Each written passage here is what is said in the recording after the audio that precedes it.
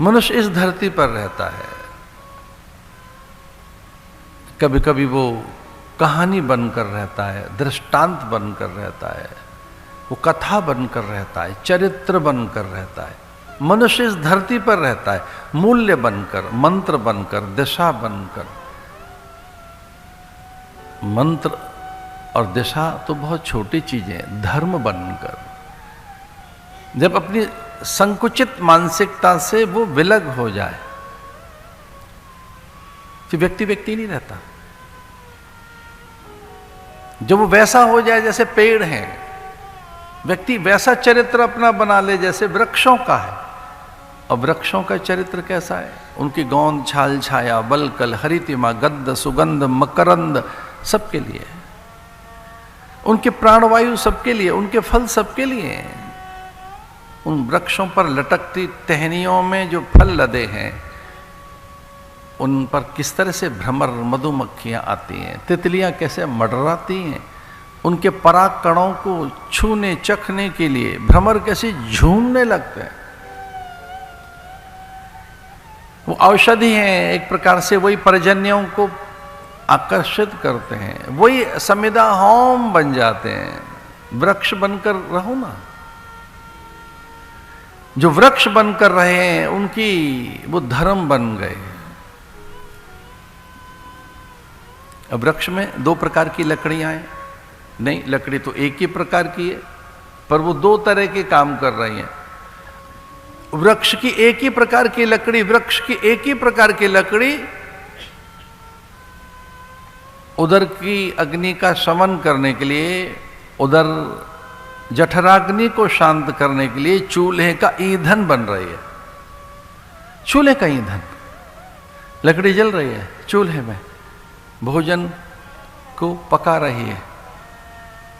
संस्कृत में कहते हैं रांधना, उसे रांध रही है, उसे रस सिद्ध कर रही है, भोजन को पका रही है, बना रही है, अग्नि जल रही है धीरे धीरे धीरे, और भोजन रंध रहा है, रस संपन्न हो रहा है, भोजन में रस बन रहा है। अन्न में जो लावण्यता है, अन्न में जो पाचकता, पौष्टिकता है, अन्न में जो रस है, वो सिद्ध हो रहा है अग्नि के संयोग से। पर अग्नि किसके लिए कार्य कर रही है? भोजन बनाने के लिए। अब अग्नि जलकर राख हो गई, चूल्हे की राख, क्या करें इसका? कूड़े में फेंक देते हैं लोग। एक समय में तो उनसे बर्तन भी मांज रहे होते थे, लेकिन यही लकड़ी जब समिधा बनती है, जब यही लकड़ी हवन कुंड की ओर ऋत्विज होता आचार्य के द्वारा प्रयोग की जाती है, यही अग्नि जब आचार्य के निर्देश से, ऋत्विज के निर्देश से, होता के द्वारा आहुति बनकर जब ये लकड़ी समिधा हवन में प्रयुक्त होती है, समिधा बनकर, तब ये राख नहीं है, तब ये भस्म है और माथे पे लगाई जाती है। ये विभूति है। फिर इसे हवन कुंड की इस राख को कूड़े में नहीं फेंकते हैं, ये प्रवाहित की जाती है, जलाशय तक लेकर जाते हैं, माथे पर, शीश पर रखकर उसे किसी पात्र में सजाकर उसे, उस भस्म को, उस विभूति को साधु अपने अंगों में लगाते हैं। महादेव के शीश पर रखी जाती है यह भस्म, यह विभूति। कितनी आदरणीय है। आप चूल्हे की लकड़ी होकर जलोगे या समिधा होकर, होम तो होना है। ये जीवन को एक प्रकार से हवन कुंड तो है ही ये। किस भूमिका में जल रहे हो, क्या हो के जी रहे हो? अगर वृक्ष बनकर जी रहे हो तो वृक्ष में भी किस प्रकार का? तो कुछ लोग संगठन बन जाते हैं, व्यक्ति नहीं रहते। जब उनमें कोई क्षुद्रता और कोई अपने लिए अहमन्यता नहीं रहती, कोई अपने स्वार्थ नहीं रहते, केवल अपना ही चिंतन नहीं रहता, तो व्यक्ति व्यक्ति नहीं रहता, संस्था बन जाता है, संगठन बन जाता है, संस्थान बन जाता है, तब वो सिद्धांत बन जाता है। और कभी कोई व्यक्ति व्यक्ति नहीं रहता, वो धर्म बन जाता है। संघम शरणम गच्छामि, चलो उनके शरण में चलो। व्यक्ति फिर पार लगाता है न जाने कितनों को। वो प्रकाश स्तंभ बन जाता है।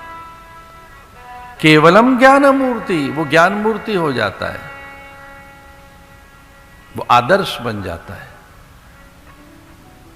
उसी का अनुसरण करती है पूरी जगती, वो महापुरुष बन जाते हैं। महाजनो येन गतः स पंथा, फिर हम उस मार्ग का चयन करते हैं जिधर से वो गए होते हैं, हम उनका अनुवर्तन करते हैं, अनुशीलन करते हैं। और ये प्रकृति है हम मनुष्यों की स्वाभाविक प्रकृति, हम मनुष्यों का ये स्वभाव है कि हम एक दूसरे का अनुसरण करते हैं। गतानुगत को लोकः, किसी की अच्छी चीज देखकर हम अनुसरण करते हैं। कभी कभी तो हमें लगता है ऐसी चीजें हमारे पास क्यों नहीं है, ऐसे कर्टेन्स, ऐसे कारपेट्स, ऐसी क्रॉकरी, ऐसी ज्वेलरी, इस तरह का घर, ऐसा वाहन, भवन, इस प्रकार के वस्त्र आभूषण हमारे पास क्यों नहीं है, हमारे पास भी हो। कभी कभी हम उनका अनुसरण कर रहे होते हैं, ऐसा तो हमारे पास भी होना चाहिए। ये क्रॉकरी हमारे यहाँ क्यों नहीं, ऐसे कर्टेन्स हमारे यहाँ क्यों नहीं, ये कारपेट्स हमारे यहाँ क्यों नहीं, ज्वेलरी इस तरह की, इस तरह से हम क्यों नहीं है। और अगर इस दिशा में नकल करने लग गए, सच मानिए अंधा कुआं है, भरते रहो भरते रहो। कितनी नकल करोगे उनकी। महाजनो येन गतः स पंथः, महापुरुषों का अनुसरण कीजिए, उनका अनुवर्तन कीजिए, उनका अनुशीलन कीजिए, उनका अनुगमन करो। इसलिए हम अनुयायी हैं। That's why we are follower. हम फिर फॉलो किसे कर रहे हैं, हम किस लिए अनुयायी हैं उनके, क्योंकि हम सद्गुणों का अनुसरण कर रहे हैं।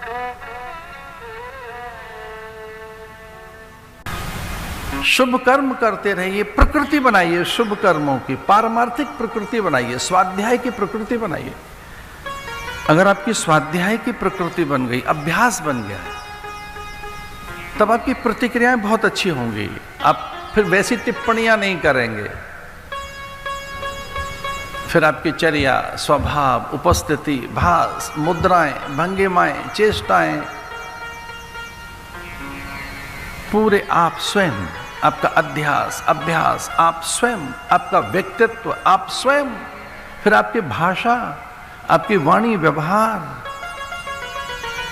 बहुत ही मधुर, सहज होगा। ये स्वाध्याय से ऐसा होगा, तपस्वाध्याय। इसलिए ये नियम है, इनको धारण करें। पतंजलि योग दर्शन में इनको नियम बताया है। यम नियम, शौच संतोष तपस्वाध्याय ईश्वर प्राणिधानानि। तो जो पहला नियम है वो पवित्रता का है। बाह्यांतर पवित्र रहिए। पवित्रता ईश्वर की प्रथम अभिव्यक्ति है। ईश्वर पवित्र है। ओम अपवित्रः पवित्रो वा सर्वावस्था गतोपि वा यह स्मरेत पुंडरीकाक्ष स बाह्यांतर व शुचि। शुचि भगवान पवित्र हैं, और ये पवित्रता ज्ञान से आती है। पवित्रता का स्रोत ज्ञान है। मुक्ति का भी स्रोत ज्ञान ही है। ऋते ज्ञानान्न मुक्ति। सब प्रकार के बंधन ज्ञान से ही खुलेंगे, विचार से खुलेंगे। ऋते ज्ञानान्न मुक्ति। तो जो मुक्ति है वो ज्ञान में है, जो पवित्रता है वो विचार और ज्ञान में है। इसे शौच संतोष तपस्वाध्याय। शौच, शौच का अर्थ है बाह्यांतर पवित्र रहिए, बाहर भी और भीतर भी। वैचारिक पवित्र रहिए, चिंतन में पवित्रता रहे, संकल्प में शुभता और पवित्रता रहे। वेद का आदेश है कि संकल्प शुभ ही होना चाहिए, पवित्र ही हो। तन्मे मनः शुभ संकल्प मस्तु। अपने मन से कहो कि शुभ संकल्प करे, वो शुभ का विचार करे, वो पवित्रता का विचार करे, आत्मा का विचार करे। जब आत्म विचार करोगे, आत्म विषयक विचार होगा, तब संसार का विचार नहीं होगा। फिर निंदा नहीं करोगे, न्यूनता नहीं दिखेगी, अपवित्रता नहीं दिखेगी, फिर कोई घृणित नहीं दिखेगा, कोई छोटा नहीं दिखेगा। और इसका अभ्यास कीजिए। शुभेच्छा, यही है शुभेच्छा। शुभ विचारना, अच्छे विचार करो।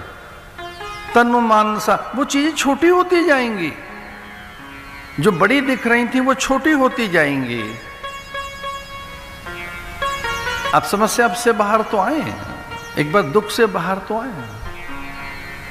बस 2-4-5 चीजें याद कर ली आपने, इससे ज्यादा कुछ याद नहीं है। सुख है, दुख है, माने अपमाने, हर्ष है, शोक है, हानि है, लाभ है, जय और पराजय। और एक बहुत गहरी चीज याद है, अपना और तेरा, मेरा और तेरा, ये हमारा है, ये तुम्हारा है। कितना अच्छा अभ्यास कर रखा है, क्या बात है, क्या अभ्यास किया है हमने। ये हमारी चीज, ये आपकी चीज है, ये मेरा है, ये तेरा है। यहां मैं दुखी हो गया, मैं सुखी हो गया। अपने आप अपनी एक डिग्री सेट की हुई है, सुख और दुखी। अब ज्यादा दुखी हैं, अब कम दुखी हैं, अब ज्यादा हर्ष है, अब कम शोक है। इसमें हानि दिख रही है, इसमें लाभ दिख रहा है। स्वाध्याय करने से हानि लाभ, जय पराजय, यश अपयश, मान अपमान, सुख दुख, ये सब शिथिल होता जाता है। मन रहता ही नहीं स्वाध्याय करने के बाद। जो ये सब विचार करने वाला मन है, वो मन ही नहीं रहता।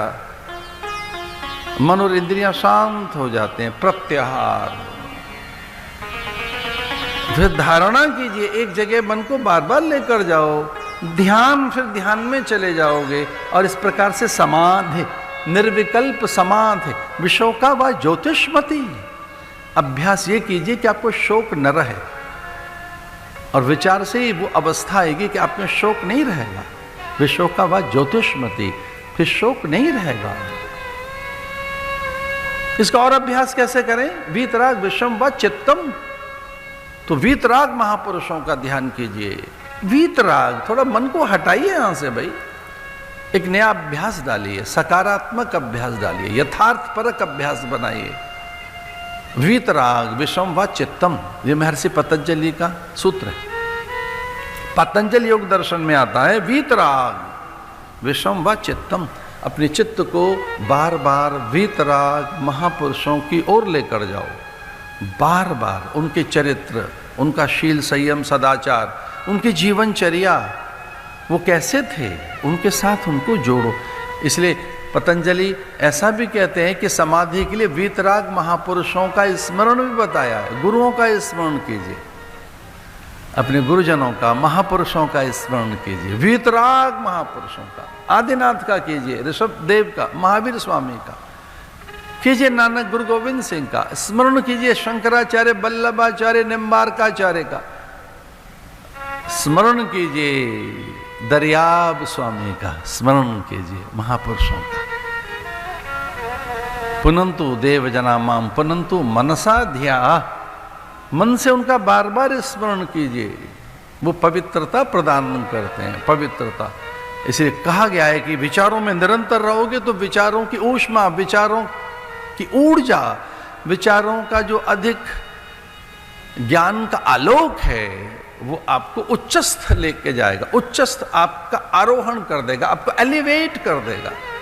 सचमुच विचारों से व्यक्ति एलिवेट होता है, ऊपर जाता है। ये अनुभव है हम सबका। धन से आदमी बड़ा नहीं बनता, धन से धनवान कहलाता है, पर विचारों से महान कहलाता है व्यक्ति।